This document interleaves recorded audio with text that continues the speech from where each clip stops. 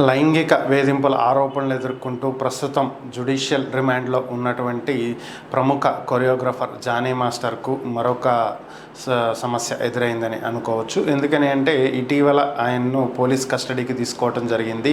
4 రోజుల పాటు police custody ముగిసిన తర్వాత ఆయన్ని కోర్టులో ప్రవేశపెట్టారు.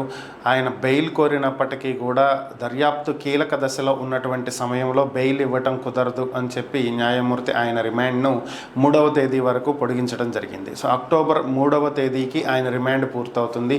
మరలా అప్పుడు కోర్టులో ప్రవేశపెట్టాల్సింది. అయితే ఈ మధ్యలోనే ఒక సంఘటన జరిగింది. యాక్చువల్గా ఆయన మీద ఫోక్సో కేసు కూడా ఉన్నటువంటి నేపథ్యంలో పోలీసులు ఆయనను ఫోక్సో కోర్టులో కూడా మళ్ళా ఈరోజు ప్రవేశపెట్టడం జరిగింది. ఈ కేసులో విచారణ జరిపినటువంటి న్యాయమూర్తి బెయిల్ ఇవ్వటం కుదరదని, కాబట్టి ఆయన రిమాండ్ను మరలా పొడిగిస్తున్నాము అని చెప్పి తేల్చి చెప్పడం జరిగింది. దీంతో ఆయన రిమాండ్ను అక్టోబర్ 7వ తేదీ వరకు పొడిగించారు. అంటే అక్టోబర్ 3తో ముగియనున్నటువంటి కస్టడీని మరొక 4 రోజులు పెంచి అక్టోబర్ 7వ తేదీ వరకు పొడిగించినట్లయింది. ఓవరాల్గా మరొక 4 రోజులు అదనంగా ఆయన జ్యుడిషియల్ కస్టడీలో ఉండాల్సి వస్తుంది. అయితే ఆయన తరపు న్యాయవాది మాత్రం బెయిల్ కోసం తీవ్రంగా ప్రయత్నిస్తున్నారు. బట్ ఇప్పట్లో బెయిల్ వచ్చే పరిస్థితులు అయితే కనిపించట్లేదు.